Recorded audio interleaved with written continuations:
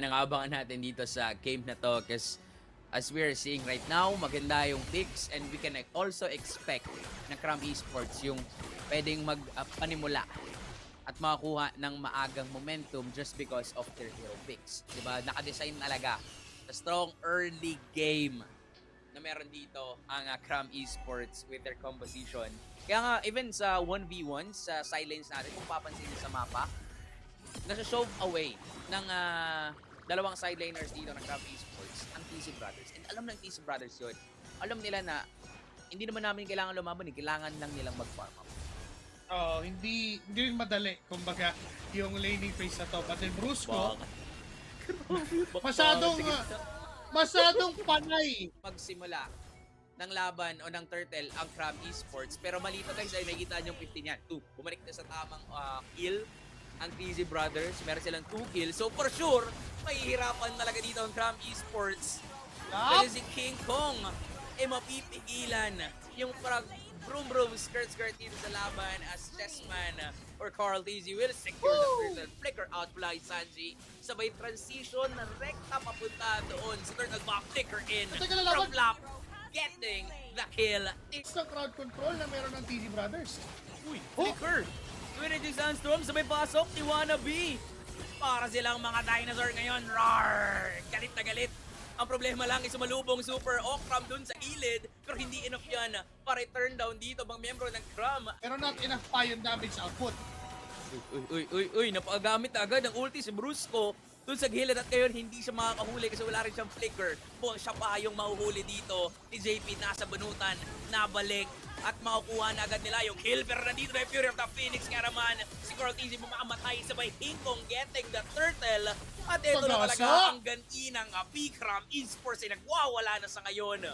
1 for 2 trade at mukhang yung Torres sa gitna ay hindi rin magiging safe. Papasok si JP. Gustong sabunutan dito. Itong si Domi magiging successful sa doon pero hindi yata enough yung damage output pero isa na lang.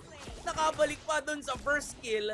So hindi naman magiging successful ang Cram Esports sa pag-takedown ng turret dun sa gitna. Pero tuloy pa rin yung laban. Si JP yung nakita. Si Patrick dito makakasabunot pero ang nasa bunutan niya itong si Wannabe. At mukhang problema to para kay JP. Mukhang wala na siyang choice kundi tanggapin na mamamatay na siya. And there goes. Kanyang Raging Sandstorm Flicker ay kanina pa niya ginagawa yun. Sanji ang nagiging target. Medyo low. Pero nandun si Super Okra. Final slash mula kay Flap. Getting that kill. May naipit pa. Pero anong naipit? Ginalawan lang para makatakas doon sa sitwasyon and that turtle will fall. Ating mga players na talagang malakas sila pagdating sa MLBB King Kong. Flicker! Nakita Super Okram, flicker out. Buhay pa rin naman si Marco doon pero si Brusco ang nakita pa rin si Marco sa likod. Sabay laban na naman. Dito may bandang baba. Counterplay after counters ang nakikita natin. Sabay na malibag. Dito, itong si Wannabe, hindi na nakasampal pa yung Freya ni Cram at TZ Brothers na naman. Ang makakalabang flicker in mula kay Patrick. Hinabol! Ang cute niya, pero kung hinahabol siya para sa buhay, talagang hanap mong ma-flicker out itong si Super Prince. Pero hindi yun enough para mabuhay. Kung kumain na ba si Carl? Kasi parang gutom. Napakalayo na ni Migs doon pero hinabol niya pa rin. Ngayon may outplay pa kay Wannabe. Si Kingo ngay naipit din, nabuhat ni Sanji, patay sa kamay ni Chessman. At hindi pa tapos, hahabol pa. Even under the turret ay kakayanin pa pero nakapavertical na naman papalayo. At trasan sila nung pumasok si Wannabe. Pumana pabalik, Chamu, even at grab. Dinala sa sariling basin, na sariling kampe. Pero may final slash mula kay Flap para pigilan ang paghabol mula sa Cram Esports. Ngayon si Chessman, pasok ulit. This is the TZ Brother connection we're seeing. Shutdown mula kay Easy Mode. Meron pala siyang planong agawin at naagaw nga niya. Ngayon yung Lord ay hawak na ng TZ Brothers. Di na makakalapit pa. Nabuhat si Brusco. Patay pa sa kamay ni Chessman.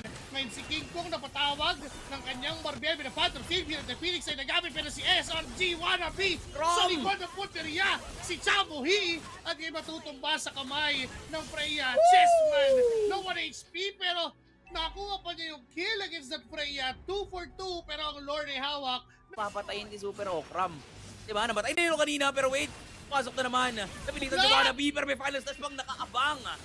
Etong si Flap and with that being said, si pipilit yata lumaban JP papasok na naman. Final Tapos na slash again. flip-flop. Yun lang yata yung kailangan para set upan itong si Brusco. Pero Okay. ganun din ang gustong gawin ng Krabby Sports. So bumawi dito. Mukhang makakasayaw na si Domeng. At mukhang ito ang ganti na naman ng Api. Pero mamatay muna si Ng TC Brothers, yes, may ultimate. Kaya tayong pigilan, pero look at Chessman, siya mismo yung magsisimula ng laban. Guild of Phoenix once more. Tinawag na naman si Barbiel, napasaban. Force na itong si Easy Ball. Flop! Pero si Flop, dun sa gitna. Sa final slash at napilitan si Brusco na mag-raging Sandstorm, Papa away at Pop. problema lang, kaya ba nilang lagpasan si Chamuhi? Kaya ba nilang Ayun lagpasan naman! itong si Flap? Final slash, nasa bunutan si Wannabe. Ganun lang kabilis. At dun sa gilid si Sanji pala gumagawa na rin. Flop, Flop. Pasok dun sa base turret. Medyo napalalim si Flap. Ganun din naman si Sanji. So kahit pa paano makakuha pa rin ng kills ang Cram Esports. Super Okram, ito na naman. Si Super Macro. TC Brothers, mapapatay nila ng mabilis. Isang malala pa dito. Yan o, laging nakasunod, laging naka-ready. Di ba parang ganoon ka-connected? Lagay mo na rin JPTZ, Super Okram TZ. Di ba ganoon sila Legit! ka-connected? Moving as one final slash dun sa dalawa, tinawag man si Barbiel, pero tila ba hindi yan enough para pigilan dito ang TC Brothers sa pagragasa, papasok sa kanilang base, mamamatay si Flap, pero buhay pa rin naman ang tatlong miyembro dito ng TC Brothers. Can they end this one? Si King Kong at si Domeng, pwede pa rin dumepensa, pero mukhang ginagalawa, nag-buy and sell na, bumili na ng immortality dito, and not just gonna be it. Enough na yon